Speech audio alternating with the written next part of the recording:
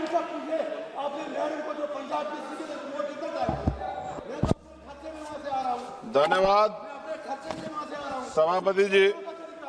ये 30 सेकंड चली गई, इनको आप ऐड करवा देना मैडम। सबसे पहले मैं उन 20 से ज्यादा बच्चे जिन्होंने आत्महत्या की,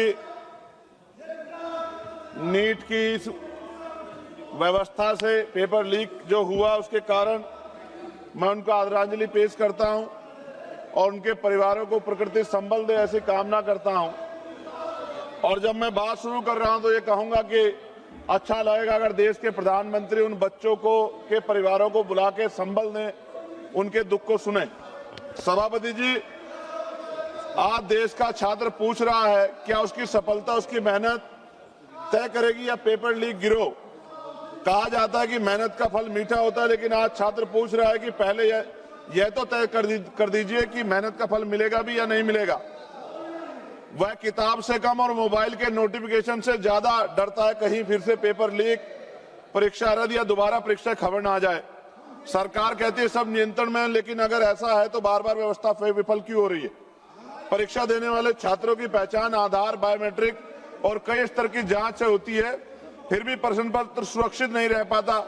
यदि लाखों छात्रों की पहचान सुरक्षित की जा सकती है तो प्रश्न पत्र की सुरक्षा क्यों नहीं की जा सकती। पिछले कुछ वर्षों में NEET, UGC NET, CUET, JEE, UP में UP police constable, UP PCS, UP TET के पेपर लीक हुए हैं और तकनीकी गड़बड़ी, परीक्षा रद्द, मूल्यांकन विवाद और ओएमआर और स्कैन कॉपी से जुड़ी शिकायतों ने लाखों छात्रों का भविष्य बर्बाद किया।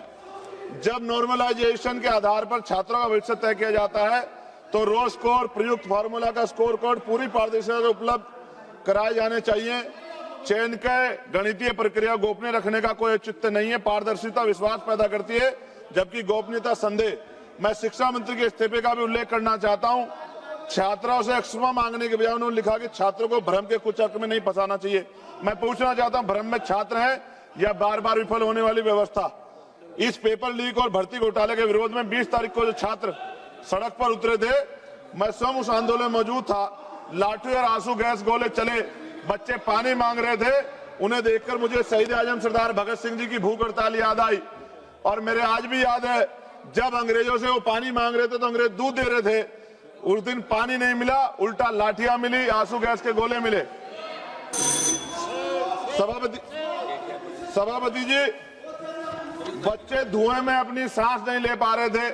मैं सरकार का धन्यवाद करूंगा कि सरकार ने इतिहास में अमर होने के बहुत करीब पहुंची। सरकार बस जनरल डायर की तरह गोलियां नहीं चलवा पाई, लाठी चली, आंसू गैस के गोले चले, पैलेट गन चली, बिहार में तो AK-47 चली, करंट लगाया गया। ऐसा लग रहा था सरकार अपने देश के छात्रों से नहीं बल्कि आतंकवादियों से लड़ रही है। धन्यवाद माननीय सदस्य। सभापति जी, 4 मिनट नहीं हुए अभी पूरे। अगर नहीं बोलने देना चाहता सदन तो बता दे।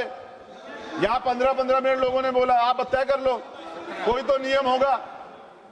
अगर आप मना कर दी तो मैं इनको छोड़ देता हूँ, लेकिन अगर आप पूरी बात नहीं रखने देंगे तो कोई बात नहीं। कंप्लीट कर लीजिए।